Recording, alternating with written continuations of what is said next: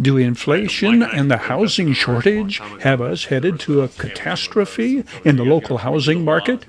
Joseph W. Brady and Bobby Tarango discuss how current conditions affect the housing market. Thanks, Terry. I'm proud to be here with Bobby Tarango. His partner, Mike Ayres. Bobby and Mike have been with Chicago Title, I think, for what, 20 years? Yeah, about a good 20. I don't ever think that now. we ever placed an order with Chicago that these two gentlemen were here. And what's nice is in the high desert we've had when Marie Callender's was around, it was the number one in the country, and Golden Corral one time was number one in the country, and we have all these number one deals. Well, the number one team really in the country for what they do on the residential side are Mike and Bobby. So they're in the top 2%. They share a lot of data. They put out a lot of data. And for probably the last 2 years, we've talked about just sitting down, having this casual conversation, and talking about where housing's going in the high desert, what we call the Mojave River Valley, and kind of comparing some notes. So they pull their data, and he'll talk about where they pull their data, and then what he sees. We pull our data from DataQuick and CoreLogic. So we like to see all transactions, and we'll share those numbers. And then within the last 2 years, a gentleman by the name of Steve Thomas has come out with reports on housing. And I believe he's out of Orange County. He puts out a subscription-based newsletter. It kind of looks like this, and it's $15 a month. And the first month's free. But if you're in real estate, no matter if you're on the residential side or the commercial side, this really is a true, I think, indication of where the country's going to go. So one of the things that Bobby and I are going to kind of debate today is the chair of the Federal Reserve has just come out and said they're going to ratchet interest rates even higher. So many of us were kind of hoping that by the election, that probably thought that maybe the election would help stop that. I think there's a pretty clear indication that things are going to be going up. As Bobby and I were talking about earlier, a lot of people in real estate have done real well in the last couple of years since COVID. So with that, I'd like to introduce Bobby Tarango. Bobby, where are we at, do you think? A lot of people ask that right now, and there's a lot of numbers, and there's a lot of people put things out on YouTube and over the internet that just scaring people a little bit. And one of the things Mike and I like to do is we don't go off of gut feelings. I had an art teacher, Mr. Kurtz. He one of the things he used to tell me, he'd put this thing of fruit in front of you and say, look, draw what you see, not what you think you see. Same thing goes with when you're looking at something at the market. Just not what you hope's going to happen, not what you feel, no gut feelings. Draw, just give the numbers, and the numbers point out we're coming to a normal market, and in 2011, 2008, 2009, we were bouncing along the bottom for quite some time, and now 2012, we came up about 13%, our median sales price.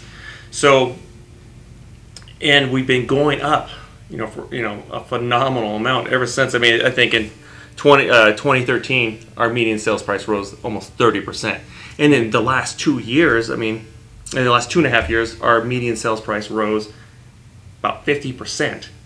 So anything that starts slowing down a little bit, it's like really a jolt to everybody. But this is normal. Our inventory is coming up. In April of last year, the number of listings went down to 345. So to put that in some context, for an area our size, we're about 110,000 homes population. For an area our size, a good normal market balance for us is 1,500 to 2,000 listings. So now when I tell you we had 345 listings, you're like, wow. Now we're a little over 1,500 right now, but I expect that to start peaking right now, just because we are moving into a normal market, and normally what happens around this time of year, people stop listing as much, and obviously the demand is has been suppressed because of the interest rates, but there still is demand. The houses are still moving. If they're priced right, they're still moving. You got to remember, every decade in the United States we build 22 million to 25 million homes. In the last decade, 2010 to 2019, We only built 5.8. And just to take that a step further, in 2020, in this January of 2020, Fannie Mae revised its 2020 outlook housing. And COVID, they didn't know anything about COVID yet. But the reason they revised it, they would say, hey, we're going to really have a good year, is because the millennial was getting ready to leave the home. And they were well capitalized, so the demand was going to be there. But, did we foresee this kind of crazy demand? No, obviously COVID really, poured some gasoline on the fire that was already there. So again, now we're just entering a normal market right now.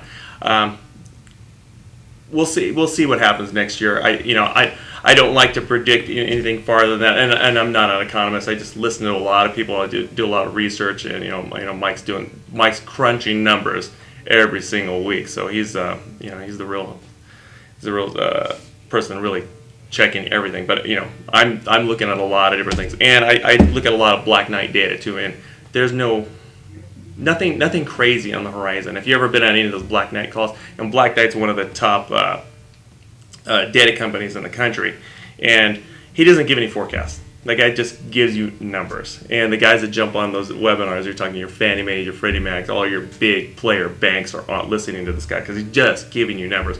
It's a bit over my head because it's almost like reads like baseball stats. The numbers he's giving out, but nothing crazy on the horizon is happening right now. Nothing underlying. Terry, I would say that they do. You have people on out there that I think, whether they're on YouTube and they say the housing market is going to tank. When you look at the median price of housing within our market, there's really only 3 markets left in Southern California for any kind of development. The Antelope Valley, okay, which is probably, I would guess, Bobby, probably $30,000-$40,000 higher on a median price than we are, because their incomes are about $10,000 a household higher than we are. They still have social problems, they have crime, they have welfare and all that kind of stuff. We have our area, and then the Coachella Valley. And the Coachella Valley actually exploded because of COVID, because people now can work remotely. I think what people are forgetting is that being one of the last areas in Southern California, where are people going to go? Before we turned on the tape this morning, I was talking about leaving a Memorial the other day down in West LA and traveling literally 7 miles on city streets. And there was not a city street, there was not a side street where you could buy a shack for less than $1.5 million. Mm-hmm. Okay? I mean, $1.5 million here, you'd live like a king. So when somebody's looking at coming on up here and paying, $450,000 to $600,000, it's a bargain. I think what the game changer eventually is going to be, and today's conversation is about where we are today, mm-hmm. is if Brightline and the speed train and those things happen, the industrial market, no matter what happens in the housing market, is going to continue to move on up here. They're going to continue to build. There's really very little impact to those companies. The tenants don't really care mm-hmm. about what happens to interest rates. Most of these tenants are building out of cash, or the developers are. So the employees are going to continue to move up here, or hopefully we're going to be able to create that employment on up here through things like BBC, where I'm at, and others. And I think that's going to keep the market on up. I don't see the market tanking. But I do believe that there are those that almost want to see it tank because they want to be able to say, I predicted the market tanking. Well, I don't see a Lehman Brothers debacle happening. I mean, I remember standing on our balcony down in Sedona, Arizona, the night that Lehman Brothers tanked. That was scary. I'm concerned now about interest rates, but I'm not concerned about the high desert market. It was. I remember. There was a lot of new terms I heard then. I remember it was one of my clients. Gail Stacklehouse. He just had closed a deal, and so, I forgot. I think it was First Franklin, and the term, we have to unwind this deal. So what does that mean? we have to deed the property back and give the money back. It's like, wow, I've never heard of anything like that before. That was an amazing time. And when people, they draw comparisons, there's a lot of hand wringing going on right now. So, oh yeah, man, I'm just gonna wait, and I'm gonna wait for the market to crash, and maybe the market's gonna adjust, but I don't see anything. And again, I'm not an economist, and Mike and I listen to we're very choosy on who we listen to. The guys at Chapman University and Beacon Economics, they put out some really good material. But you got to remember that last recession, it was there was a lot of things in place that put us in there and that aren't there today. As much as the people in my industry, the Dodd-Frank Act, that was a big pain in the butt for us, because it put a lot of stops in place. I mean, the people applying for loans now they really have to be able to qualify for those loans. I mean, you can't breathe in the mirror anymore? No, no fogging mirrors. If you all you had to do was have blood. No. It was quite a bit of a constraint on all of us, with the lending industry and on our side. Just there's so many rules we had to follow. So that was one thing that really saved us. Now we're happy that was in place. It didn't allow everything to go as crazy as it possibly could have. The other thing that you got to remember, that was a unemployment-led recession also.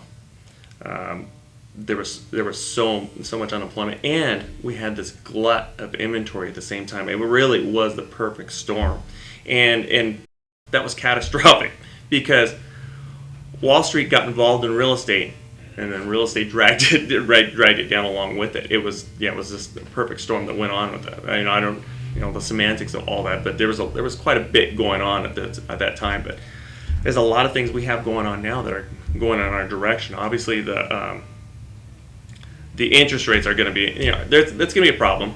But again, we don't have the inventory. You have demand, but we don't have that glut of inventory. The builders have been real smart about of how much to build. I mean, I think the consumer and the builders, we all suffer from that PTSD, man. We remember that last recession. We always talk about it, and we're very cognizant of what's going on in the market, what the demand is. Now, are we have an affordability issue? Yeah, I think in California, 43% of their income is going towards rent or towards a house payment right now. I think in LA it was like a monstrous 65%. So we're again, California is known for a lot of things. We're the number one at that too. So Bobby, what is the median price that you use? And now I want to talk about what's your median price that we are today. So what is our median price? We're at 423 right now. Okay. So Terry, let me take you back kind of in time. So So Bobby takes us to the 423 number day, which I absolutely agree. When I first came on out to the High Desert in 1988, we peaked in that cycle right before the closure of George Air Force Base. So the closure announcement was December 27th of 88. We peaked in 1990 at $140,000 median price. Think about it. You can go buy a loaded Tesla with chrome rims and upgraded paint, and it's going to cost you $150,000. Okay, so that's where we were. We then went through the 90s and the closure of the base and all that, and we dropped down to about 85,000. And from there we kind of bottomed, and then from 2000 just shot up to 2007 when we hit $330,000. Okay, 2008 came and we dropped within literally a year to 105,000. So you take that amount of air out, and now you're back. So the High Desert has had these major peaks and valleys. Mm-hmm. Bobby, you talk about the home builders, and I want to share some numbers, because when I tell our viewers of some of the home building numbers that we track, actually Francisco Diaz, the vice president of our company, tracks them. Between 2000 and 2021, we have built up here in the High Desert, that's the 5 cities and the unincorporated area, we have built 38,841 new homes. Since when? 2000. Okay. The peak was in 2005 when we pulled 7,649 permits. Okay? What do you think we pulled last year? The number was actually pretty staggering. Last year, we pulled 1,556. So in the 5 incorporated cities and the county, we had Adelanto had 12%, Apple Valley had 8%, Barstow had 0.1%. They only pulled 1 permit. Hesperia had 16%, Victorville dominated at 48%, and the outlying areas, in the first district, had 17%. So when you take a look at that, then this is another staggering number. When you look at permit valuations, so when you pull a permit from any of these cities, they put a valuation on what they believe the value is for that permit. In 2006, in 2005, at the height of the market, we were at $1,588,373,609. Last year, we were at $436,414,842. We were still down 72.52% on valuation, and we're down 79% on permits. So you're right. The builders, when they came in that last market, it was crazy, and anybody that could fog a mirror could buy a house. I remember a story. It was in the LA Times about a migrant farm worker in Kern County qualified for a $750,000 home on an $18,000 annual salary. Wow. Okay, a migrant worker. So then that's where things blew up. So, I think that some of the controls that the Fed put in that, many of us liked or didn't like kind of has worked. So I think the builders have really kind of watched this market. I do think that, we have the Silverwood project that is moving forward. Terry and I have been down there multiple times. We'll be down there this next week. And that's going to be, I think, a game changer up here. And I think it might shift some of the housing. But at the end of the day, how much at $423,000? Yeah. What does $423,000 buy you? And it really, this has become an inventory issue. So Stephen Thomas, and I cannot emphasize enough to anybody in real estate that's watching this, he puts, so yesterday's briefing was this thick, okay? And you know what he's saying is don't panic, okay? Days on market are a couple more than it was. Days to close are taking longer. But he has never once said, and I think he really does crunch numbers pretty well, that we're absolutely going to have a housing debacle. Yeah. So when you think about the median price here, and the median price statewide is over, it's $850. So we're literally half, and we've always been the cheapest housing market within the state. So I think with some of the projects coming on in here, the only thing, Bobby, that I'm kind of worried about right now is the interest rate deal, because that's going to slow it down. Mm-hmm. But there's still a lot of cash buyers out there.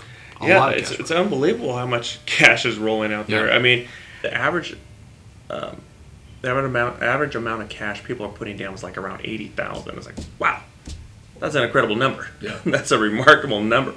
So we do this quarterly report, so I just kind of went back and looked. In 2021, I break them up in the high desert in price ranges. So I start from I go up in $25,000 increments, but 500,000 and up. We in the first 2 quarters of last year we sold 245 homes. So the first 2 quarters of this year we sold 572 homes. $500,000 and up. So just doubled. Right now everything's stabilizing now. I think about 45% of our total listings have reduced price. So, but again, you got to remember, when the getting's good, man, everybody said, let's push it, let's see where we can get it. So they're adjusting fast. I remember in 2005 or 2006, 2007, our agents were talking, saying, man, these guys aren't reducing price, because again, everybody's like, we equate our wealth with our real estate, and there's a lot of personal stuff that goes in it. We're personally attached to that house, and I got the special home. I remember Bob Thompson. Bob Thompson, he would go, hey, this is the conversation people have. Hey, let's get in a plane. I'm gonna take you up, and I'm gonna show you all the special homes down there. That was one of Bob Thompson's little zingers. But eventually people will come down there. It's just gonna take some time. Terry, I think in conclusion, people can look at life as a glass half full or a glass half empty. Okay, we try to schedule this little informal chat for hopefully for probably a year and a half. Hopefully we can do it more often. Oh, for sure. I travel a lot. People know we're building a second home out in Prescott, Arizona. When you look at what $423,000 buys you here, I can tell you can't buy anything in Prescott or Prescott Valley or literally Chino for that. And you can't buy anything in Southern California for that. So when people say to me that the housing market is going to tank, I think you have to travel around the country and take a look. I mean, we've seen what Tucson, Arizona is. We've seen what Albuquerque is. We've seen a lot of markets in the last couple of years because of COVID. We drive wherever we're going to go. And the markets are all the same. Okay, $423,000. I mean, you might be able to buy a middle house in Grand Junction, Colorado, but you're not going to buy the nicest house out there because. So I think the glass is more than half full. I think we've just got a little hiccup out there. I think that interest rates are what are going to scare people. But I would tell people, if you're trying to sell your house, don't go hammer price and don't go hammer your realtor. I mean, the realtors have all the data in the world. And they work very closely with people like Mike and Bobby, and they're educated. Some things that we can't control what the economy is going to do. We can't control what the White House is going to do. We can't control what Sacramento is going to do, and we can't control the politics. I think we are going into a little period of time where people are going to get a little antsy because they're waiting for the midterms to come, and that's going to make people feel good. Hopefully, we'll see. So, trying to push on price. Now is the time you really need your real estate agent. You need a pro in a market like this, because they have access to real-time data. All those online evaluation models, all those AVMs like Zillow, Trulia, all those, they're fun. I'll look at them. I mean, I get something that comes to me once a week, so I just like to look at it. However, I would not use those to value my home right now, especially in a market like this. The algorithms don't work fast enough. You need to pay attention to what's happening, like right now, what's going pending. They're not taking that stuff into effect because you reduce price to reduce competition. And you've got to pay attention to that percent selling. The percent selling is your lead indicator of what's to come next. That percent selling, maybe next time I'll get into that, explain what that percent selling is, because really that is a bellwether. That's the canary in the coal mine you need to pay attention to. But yeah, right now you need your pro. You need your pro for sure. Let me ask you this, Bobby. What do we do about, we have this glass is half full, glass is half empty. How do we keep from having the government take all the glasses to where we don't have any glasses? Oh, so take all the glasses? Terry, let me tell you, you and I don't have to worry about it. He's younger than we are. He's got to worry about it. I don't have to worry about it. I mean, that's what's scary.